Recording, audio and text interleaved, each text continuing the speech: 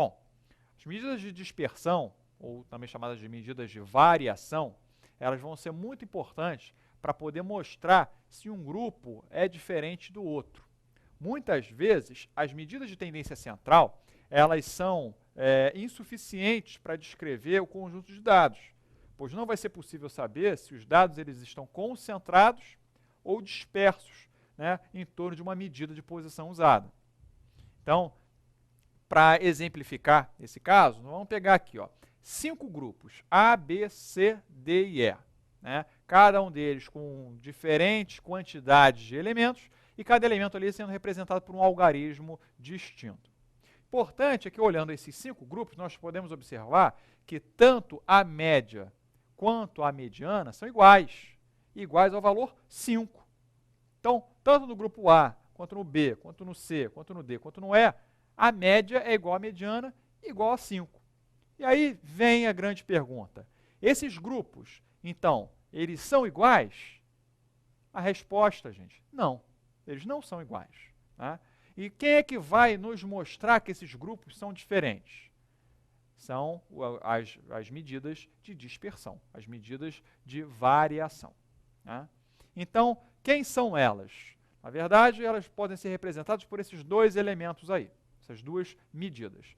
A medida da variância e o desvio padrão propriamente dito.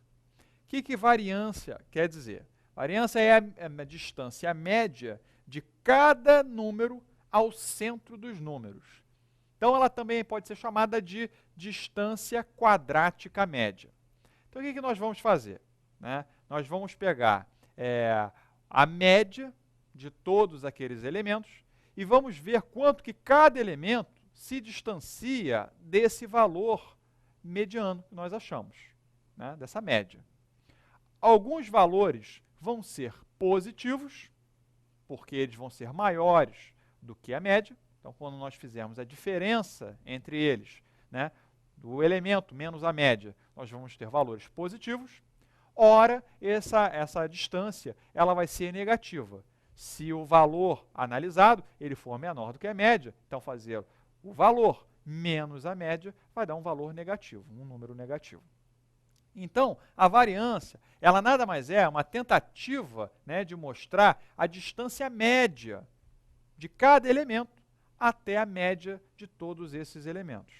Né? Então, nós vamos pegar aquelas medidas positivas, né, com aquelas medidas negativas e vamos tentar achar a média dessa dispersão desses dados. O grande problema de se trabalhar com a variância, né, se fosse apenas fazer essa subtração do elemento menos a média, elemento menos a média, elemento menos a média, né, e somarmos, depois dividirmos pela quantidade de elementos, é que como temos valores positivos e valores negativos, ao realizar a soma, esses valores iriam se anular. Então, para cálculo de variância, nós temos que utilizar um módulo desses valores. Então, temos que perder o sinal, vai perder o sinal. Para todos os efeitos, esses valores são positivos. Então, a estratégia matemática para poder trabalhar com o módulo do valor é pegar esse valor, seja ele qual for, positivo ou negativo, elevá-lo ao quadrado, calcular a média, e depois extrair a raiz quadrada. Nós fizemos esse caminho, né, de elevar ao quadrado, depois extrair a raiz quadrada, nós iremos trabalhar apenas com valores positivos. Né? Então, a variância nada mais é do que isso, né, representada como S ao quadrado.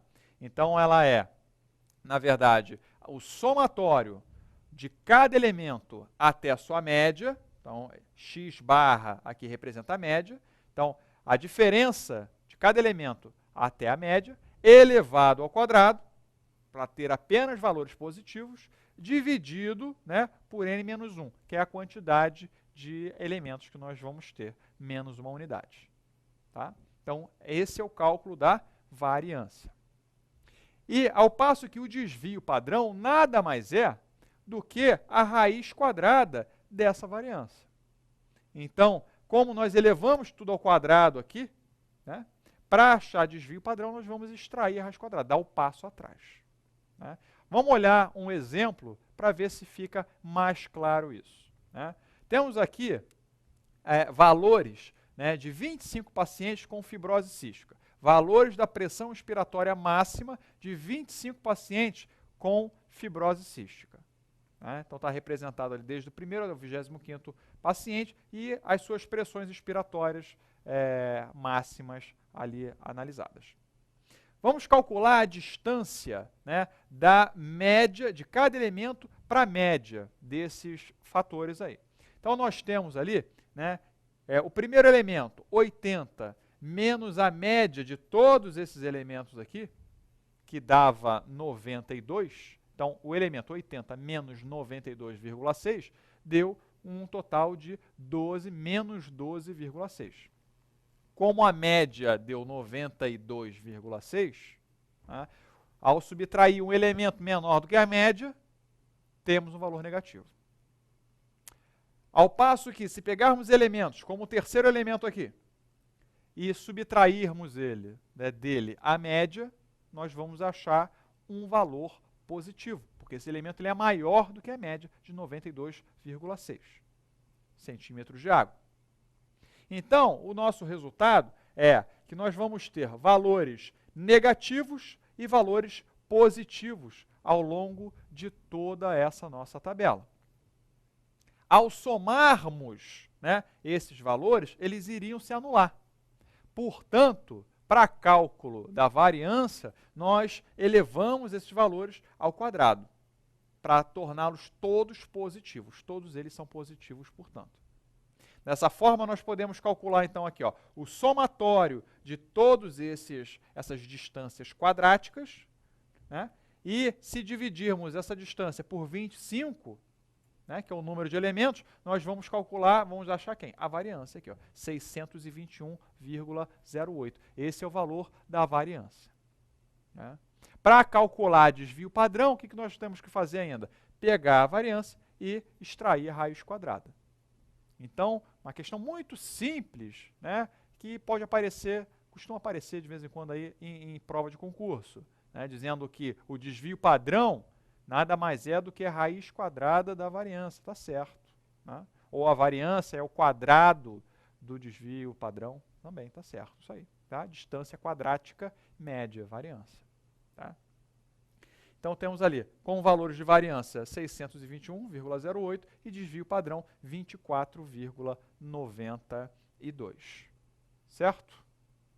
Bom, o que isso é importante?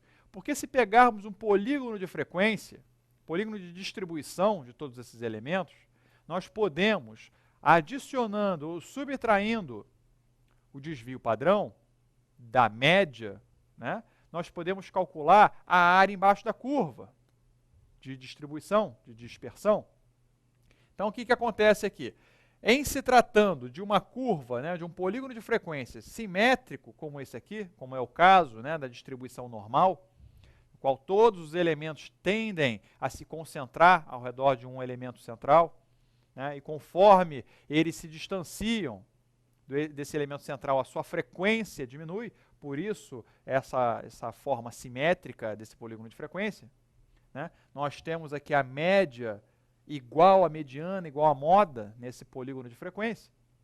E se nós pegarmos esse polígono de frequência e calcularmos mais ou menos um desvio padrão, nós teremos ali, ó, 68% da área sobre a curva, 2 desvios padrões, 95% da área sobre a curva, 3 desvios padrões, 99% da área sobre a curva.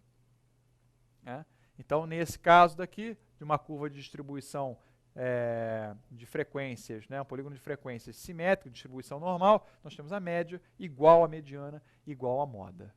Né? Então, gente, o objetivo desse vídeo era simplesmente mostrar para vocês o cálculo de um desvio padrão e o cálculo da variância, né, que são elementos de dispersão e servem para a gente poder comparar um grupo com o outro. Mesmo um grupo tendo a mesma média, a mesma mediana, eles podem ter distribuições das suas frequências distintas. Então, os grupos serão realmente diferentes. Tudo bem? Vamos lá.